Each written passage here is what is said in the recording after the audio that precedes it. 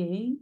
At this part, I would like to talk a little bit about deep mind and David Sasabis. So bear with me. Okay, here we go. So, well, David Sasabis, which is an incredible person, and I think is one of the genius. Hopefully, he will get a Nobel Prize for his contribution for humanity. I won't speak about him now because I'm going to as a tribute to his his contribution to the world and to humanity. I probably will do a different section about him, so it's also a different part only about him. Well, he's well deserved that. But I want to talk about the fact that when he founded a 2010 Deep Mind, he thought about it as he says, as an Apollo program for building general artificial intelligence. So a general purpose tool, AI tool. And well, when he said we have only two mission. His MTP, his massive transformative purpose, had only two lines. We want to solve intelligence, and then we want to use the solution we are going to have to accelerate science and humanity. So to advance science and humanity. That's it, so simple. Of course, I'm joking. So you should know that he got his PhD in neuroscience, and he was mainly interested in what he was studying is the part of the brain that the hippocampus, where we have where we have the memory, the attention, where we create concepts, when we do the planning, and where we do navigation and imagination. So he was deeply interested in this because he thought that we will be capable of creating machines that will be able to do that.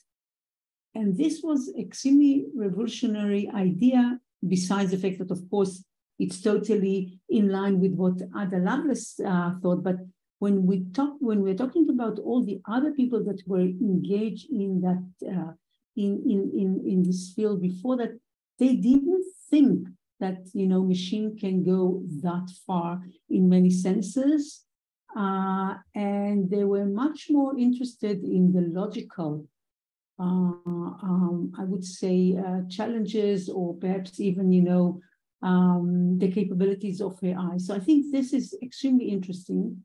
And he presented, this started, of course, with Fei Fei Li, but after that, the ability to machine to learn, but he really took and he said, when we are building a general purpose learning system, there are two approaches, where you have the expert system, which we relied on hard-coded knowledge, can't deal with unexpected, limited pre-programmed solution, and inspired by logic systems.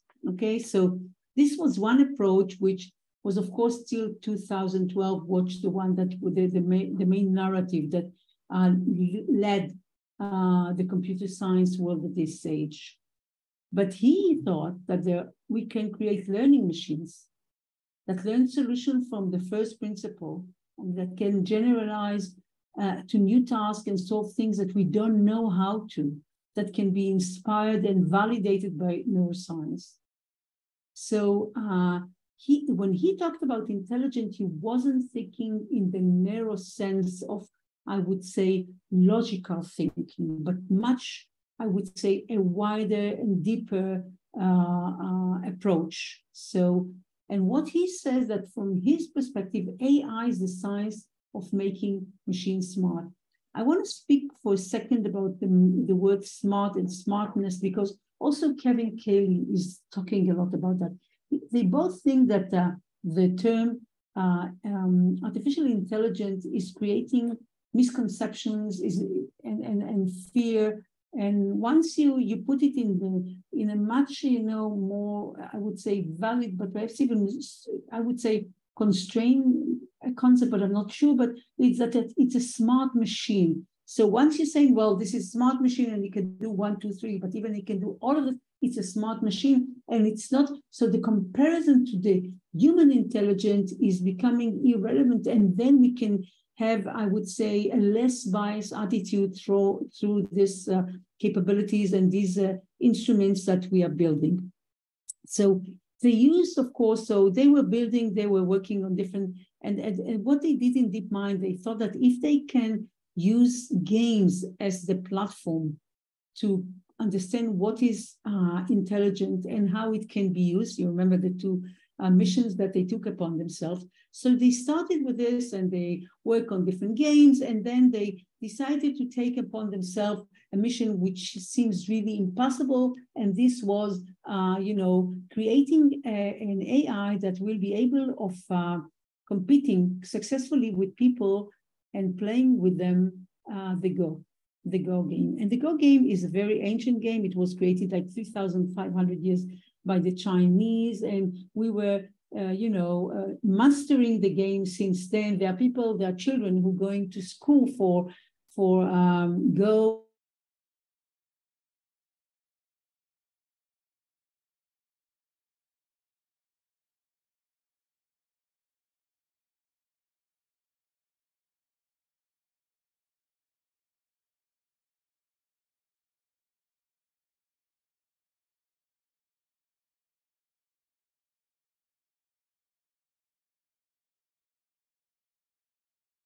Steps or actions or strategy that you can, adopt.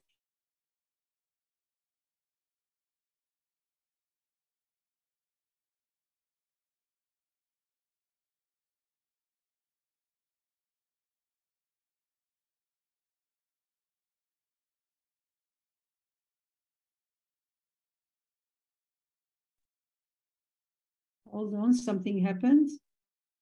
Okay. Hold on, something happened to my computer. My apologies. Hold on, okay. So we are continuing. My apologies, I don't know what happened.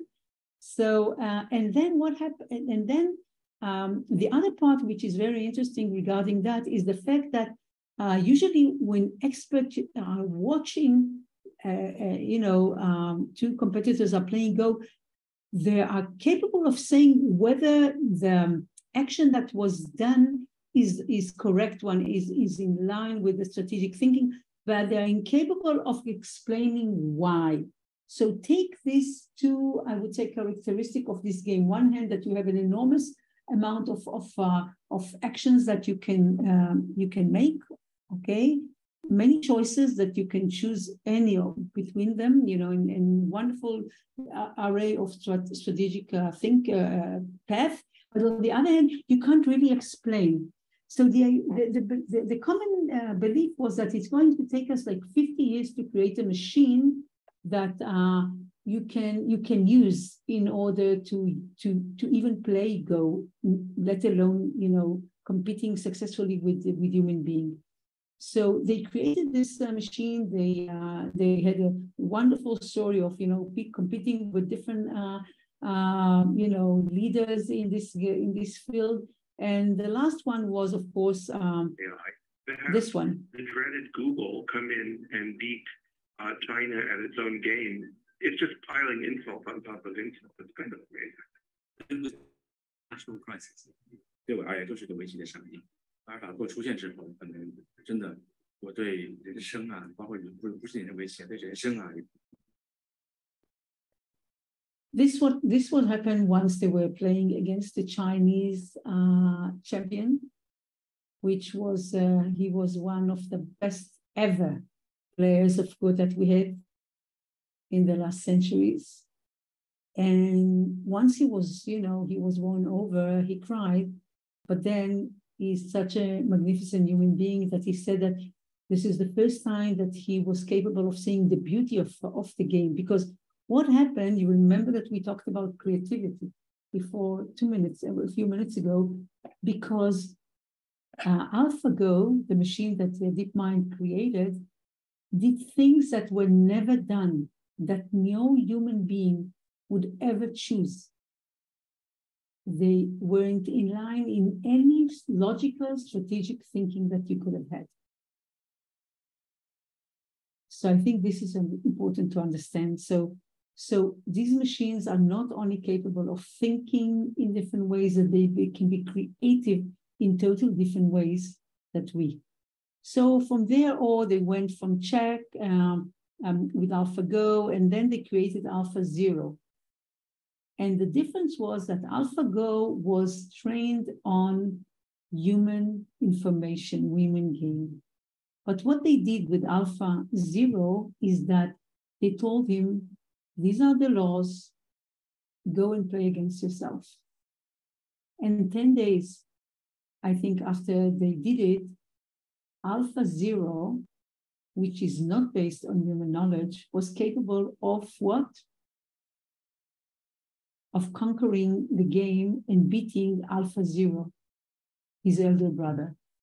Then they continue and they created AlphaMeso, which they didn't give any, they didn't even say the rules. They says, this is the game, go and figure it yourself, which was again a bigger success. Meaning machine can understand the world, understand what are the aims, what they should look for. And just to give you an idea, this is another option. This is from something that Meta is doing. This is another method that the machine is checking itself. So you have two machines, comparing and all the time checking each other in order to find out what is the right method. So the machine is teaching itself and correcting itself and advancing very quickly. And then, because when we talked about smarter machine until May 13, 2012, the belief was that the machine can be very, very, it's going to be an extremely good in a very narrow and well-designed assignment. What happened then is that DeepMind came out with data that says, well, this machine can now, do 630 different, assignments at the same time. Perhaps it won't do it perfectly, but we also don't do it perfectly. None of us is doing 630 different assignments at the same time, beautifully, correctly, with not doing any kind of mistake, but this was capable. So what is interesting is that the last advance, and we, of course, then we have the ChatGPT, which is a totally different story in my belief. But anyway, the fact that AI is always challenging our perception of its abilities and hence our understanding of the world. This is how I see. This is how I see. So we are really moving from, and now I'm quoting again Hassabis, he says, we are moving from interpolation to extrapolation. And then he says, which is very good. And then he says, it's good enough. Is it good enough? Sorry, he's posing the question, is it good enough that the AI can beat alpha, Go players, the best players in the world, in a very creative way? But then he poses the question, but can it also create Go? And the answer he gives, yes, not right now, but in a very short future. So this is what he says. So we are really moving from rules and programming, which was, the old perception, that you have the scientific, professional, based rules system, to existing data and learning. But what is the next step? The next step probably is going to be synthetic data, because the machine is capable of creating its own data, and then the advanced algorithms. So we are really moving from big data to big algorithm, and then who knows what happened next. Because it seems that we are going to, in a sense, get to the end of big algorithm and also big hardware, I think, And we are going to get to a much smarter, I think, concept, which is going to be built on synthetic data, but in a smaller, data, and then, but a more accurate one. And then perhaps we won't have to need these big algorithms, because we might find something which is, smarter than that. And just to give you an idea, data used for AI, this is today, but look what's going to happen with synthetic data in the coming, 7 years or so. So I think this is also something to look at. So this is the future AI.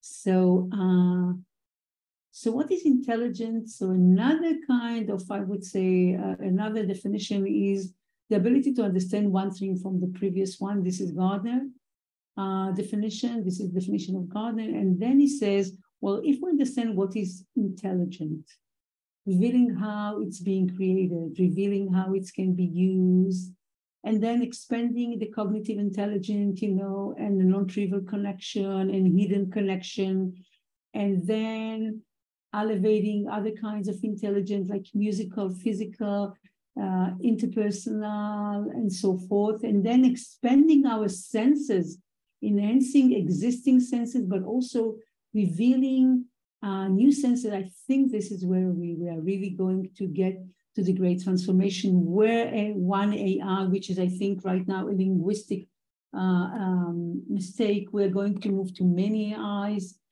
We will not have only narrow abilities, we are going to have diverse abilities.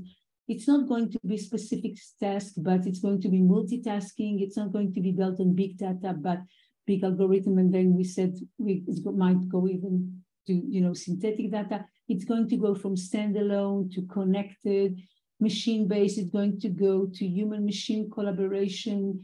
And from text, it's going to visual, and then to video, interpolation, to extrapolation, and then creativity, fast, to, I would say, speed of the light. Expensive is going to go to cheap. Rare, it's going to be ubiquitous. So from technology, it's going to become the background. Whenever technology is becoming so strong, it's becoming, I would say, transparent. We don't even see it. Right now, when we are speaking, none of us is thinking about electricity. While it's all around us, this is what is enabling me to speak with you right now. We're not thinking about the internet anymore. It's becoming a part of the background. So this is where we're aiming. Thank you so much for being with me. Have a lovely day.